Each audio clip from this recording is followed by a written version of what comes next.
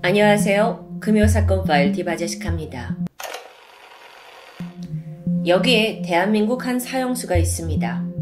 그는 5명의 남자를 쇠망치로 가격해 살해한 우리 역사 속 흉악범죄자죠. 그 무거운 죄에 판사들은 사형을 선고했고 1980년 12월 24일 그는 크리스마스 이브 형장의 이슬로 사라졌습니다.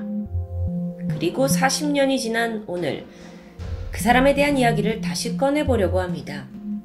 시작하기에 앞서서 분명한 건 사람을 살해한 죄는 어떤 이유에서든 결코 용서받을 수 없습니다.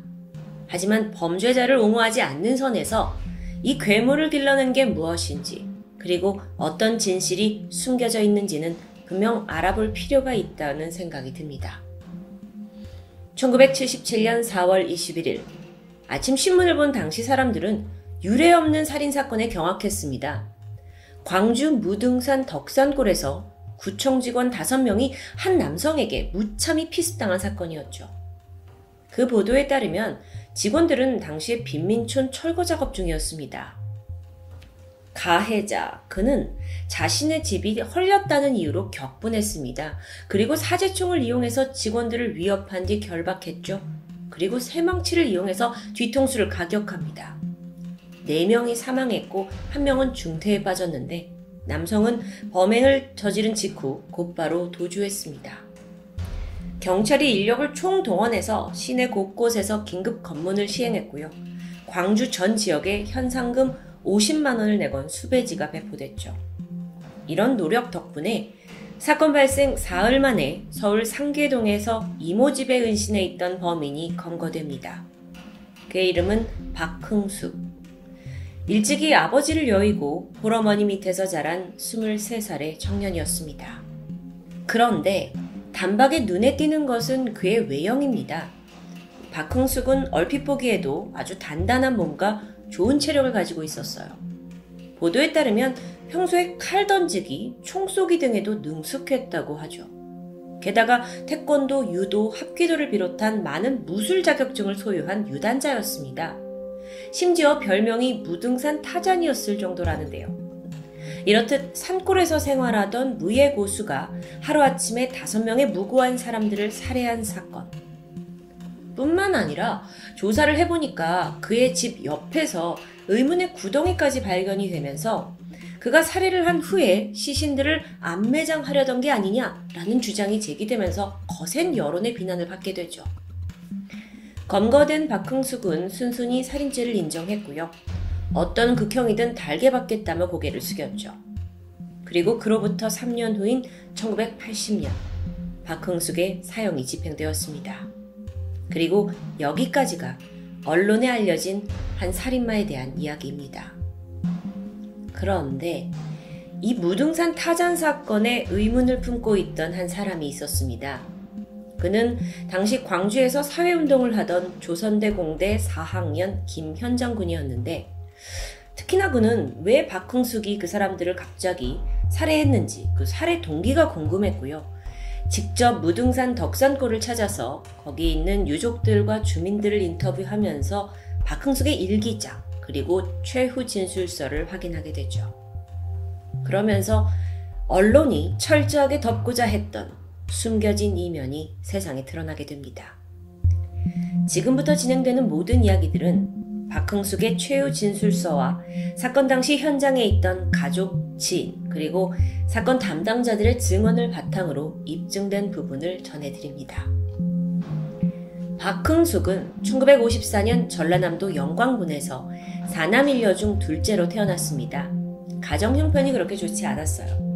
게다가 12살이 되던 해에 아버지와 형이 연달아 세상을 뜨게 되면서 어린 나이에 어머니와 세 동생들을 책임져야 할 가장이 돼버렸죠. 다행히 그는 중학교를 수석으로 입학할 정도로 머리가 좋았다고 합니다. 하지만 학비도 없을 뿐더러 당장 먹고 사는 일이 급했죠. 그래서 결국 중학교 진학을 포기하고 어린 나이에 생계를 위해 일을 시작합니다. 동시에 박흥숙의 가족들은 살아남기 위해 뿔뿔이 흩어질 수밖에 없었습니다. 여동생은 남의 집 식모로 갔고 어머니는 일자리를 구하기 위해 전북으로 떠나게 되죠. 이때 박흥숙은 소망을 품게 됩니다. 온 가족이 모여서 함께 살 수 있는 집 한 채를 마련하는 것. 이게 그의 평생 소원이었습니다.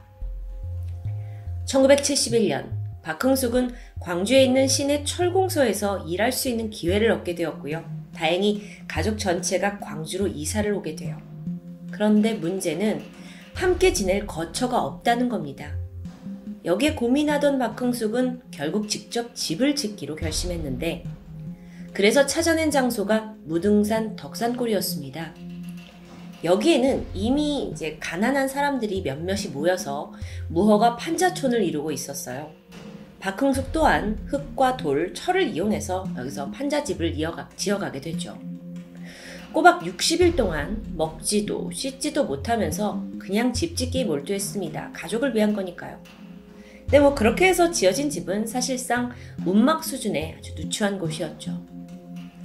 자필 일기장에 따르면 어머니에게 자신이 손수지은 이 집을 보여준 순간이 세상에서 가장 행복했다라고 적혀져 있었습니다. 그리고 이곳에서 외할머니, 어머니, 그리고 세 동생들까지 총 6명이 함께 꿈에 그리던 가족 생활을 시작하게 됩니다. 박흥숙은 일을 하면서 동시에 검정고시를 준비했습니다. 원체 머리가 좋았던 터라 5개월 만에 고등학교 졸업장을 따네요. 그리고 나서 검사가 돼서 어려운 사람들을 돕겠다는 희망도 생기게 됐죠. 이후 그는 사법고시 준비에 바로 돌입했습니다. 공부를 하게 되면 하루 20시간도 책을 보면서 매진했다고 해요. 하지만 이때 치명적인 단점이 그를 가로막게 되죠. 바로 체력이었습니다. 그 시기 박흥숙은 165cm의 작은 체구에 다소 허약한 체질이었습니다. 그래서 공부를 너무 오래 집중하다 보면 쓰러지기 일쑤였어요. 그래서 이걸 극복해야겠다 싶어서 운동을 시작했죠. 그리고 결과가 꽤 성공적이에요. 몇 년간 꾸준히 운동을 한 덕에 다부진 몸과 건강한 체력을 얻게 된 겁니다. 앞서 설명드린 언론의 발표처럼 칼을 던지거나 유단 자격증을 딴 건 결코 아니었습니다. 총을 잘 쐈다고 했는데 그건 이제 산에 집이 있다 보니까 가까이 접근하는 산짐승들을 위협하기 위해서 딱총으로 익힌 기술이었다고 해요. 가족들과 이렇게 모여 살면서 공부도 하고 꿈도 생기고 몸도 건강해지고 하나둘 인생을 잘 건설하고 있다고 생각했습니다. 하지만 그 행복은 오래가지 못했죠. 어느 날 광주시로부터 무허가 건물을 철거해야 한다는 통보를 받기 시작하면서부터입니다. 그 통보를 받은 날 일기장에 이렇게 적었어요. 공부는 다음으로 미뤄야겠다. 그리고 새로운 계획을 세웠다. 땅굴 파기. 땅굴이요? 사실 공무원들이 퇴거 고지를 하러 왔을 때 박흥숙이 억울해서 물었습니다. 우리처럼 오갈 데 없는 사람들은 그럼 이 집을 다 철거하면 어디로 가란 말이냐. 근데 이때 그들이 해준 말이 뭐였냐면 그럼 땅 파고 안 보이게 밑으로 내려가세요 라고 대답했다고 해요. 그래서 박흥숙이 정말 땅굴을 파기 시작한 겁니다. 근데 그게 또 그렇게 하루아침에 뚝딱 만들어지는 일은 아니잖아요. 그 사이에 구청은 덕산골에 마지막 경고장을 보내게 돼요. 2주 동안 이 동네를 떠나지 않으면 강제로 철거하겠다라는 엄포였죠. 사건 당일인 1977년 4월 20일 철거반장 오종황 씨는 직원 6명을 이끌고 무등산 덕산골에 도착합니다. 손에는 저마다 망치가 들려 있었어요. 철거하러 온 거니까요. 박흥숙도 포기한 듯 이 철거 명령에 순순히 응했다고 합니다. 그래서 이 철거 반원들이 바로 작업을 시작했죠. 그렇게 세간 살림을 대충 밖으로 꺼냈을 때 직원 한 명이 집에 여기 불 질러! 라고 소리칩니다. 그래서 박흥숙이 황급히 지붕 위로 올라가서 천막을 걷어내려고 했어요.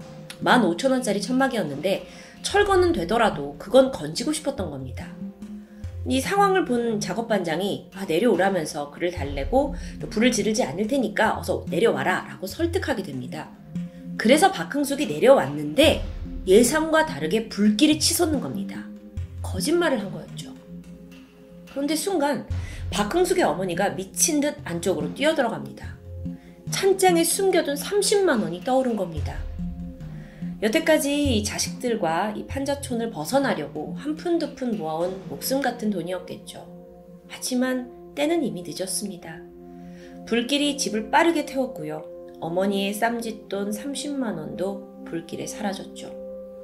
어머니가 절규했고 자리에서 실신하게 됩니다.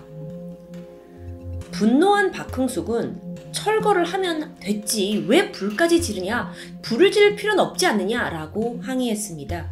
하지만 상황은 달라지지 않았어요. 박흥숙은 그때까지만 해도 침착함을 유지했다고 합니다. 오히려 화를 내는 여동생을 달래기도 했죠. 그러면서 철거 반원들한테 한 가지 부탁을 하게 되는데, 저쪽 위에 사는 사람들은 폐병과 당뇨를 앓고 있는 노부부다. 우리는 젊지만 그들은 정말 갈 곳이 없다. 그러니까 그 집만은 태우지 말아달라 라고 했지만 그 부탁 또한 지켜지지 않았습니다. 잠시 후 50m 떨어진 그 노부부 집에서도 연기가 피어올랐습니다. 근데 여기서 좀 드는 의문이 있는데, 집만 부숴도 되는데 왜 굳이 불까지 이렇게 다 지르는 걸까요? 사실 여기에는 숨겨진 사연이 있습니다. 1977년 그해 10월에 광주에서는 제58회 전국체전이 열릴 계획이었습니다. 그리고 박정희 대통령이 개회식에 참석한 뒤에 도립공원으로 지정된 무등산을 찾을 가능성이 있었던 겁니다. 그래서 광주시에서 이걸 대비해서 대대적으로 무등산 정화 작업을 진행해요. 무허가 건물을 이때 철거하게 되는 거죠. 근데 여기서 그치지 않고 다시는 여기에 집을 짓지 못하도록 아예 불을 지르라고 명령한 상황입니다. 윗집에 연기가 났고 박흥숙이 즉각 달려갔죠. 그러던 중 이미 작업을 마치고 내려오는 철거 반원들과 맞닥뜨립니다.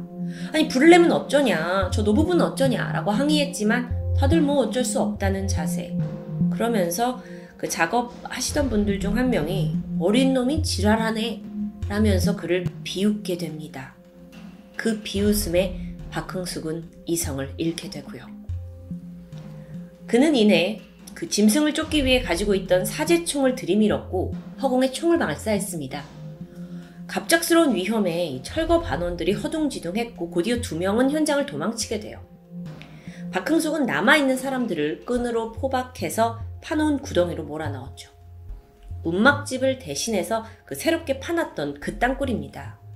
근데 그 과정에서 포박해둔 끈이 느슨해지면서 한 차례 도망을 간다 만다 하면서 몸싸움이 벌어졌고요. 박흥숙은 결국 그들의 머리를 망치로 잔혹하게 내리치고 말았습니다. 4명이 현장에서 사망했고 1명은 뇌가 함몰되는 증상을 입게 됩니다. 그렇게 잔혹한 살인을 저지른 후에 그는 도주했습니다. 한편 현장에 있던 엄마와 여동생은 각각 살인 방조죄와 공무집행 방해죄로 연행되고 말았죠. 다행히 박흥숙은 빠른 시일 안에 검거됐습니다. 그런데 이후에 언론의 보도가 어딘가 이상해요. 박흥숙이 은신을 하다가 발각됐다 하는데 사실 직접 경찰서로 찾아와 자수한 상황입니다. 그런데도 언론이 뭐라고 하냐면 박흥숙이 숨어있다 검거된 거다. 박흥숙의 어머니가 무당이다. 덕산골이라는 곳이 사이비 종교단체 거주지다. 이렇게 사실과 무관한 거짓 정보를 흘린 겁니다. 무등산 타잔? 이 별명도 자극적인 타이틀을 원했던 언론이 직접 붙인 단어였습니다. 참 한탄스럽죠.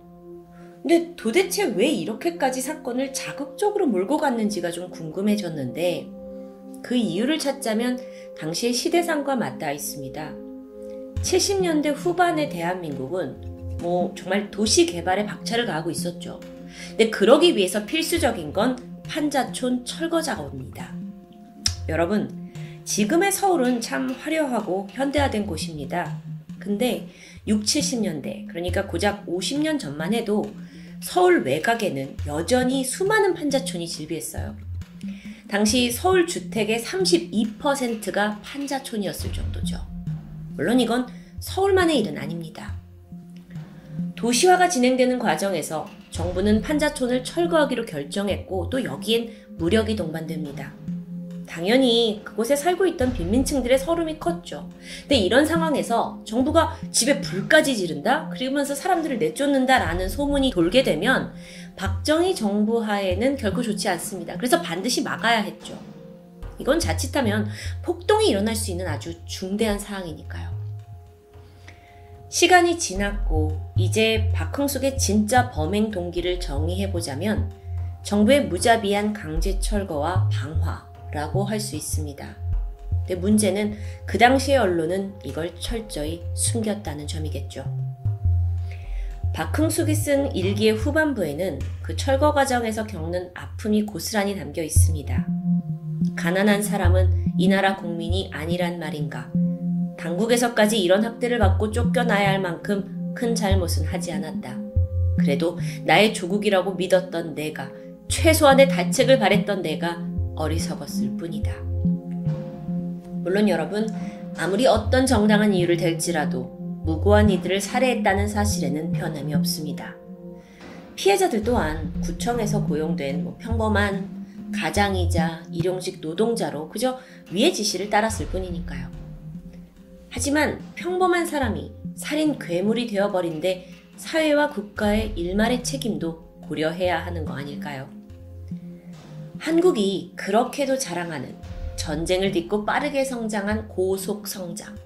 하지만 그 이면에는 사람들의 수많은 억울함과 아픔이 외면당했습니다. 사형수 박흥숙은 빠른 형 집행으로 재평가를 받을 기회조차 주어지지 않았죠. 오늘 사건은 일반적인 사이코패스의 분노를 이기지 못한 살인과는 좀 양상이 다릅니다. 하지만 그렇다고 살인의 이유를 무턱대고 사회와 국가의 책임으로 돌리는 것도 안 될 일이죠. 그런데 사건의 진상이 가져올 어떤 파장을 두려워해서 인과관계를 완전히 묵살한 그 당시의 정부와 언론 또한 비난받아 마땅합니다. 그리고 그 똑같은 역사적 실수를 피하기 위해서 그 진실에 다가서는 게 아주 중요하다고 생각됩니다. 지금까지 금요사건 파일 디바제시카였습니다.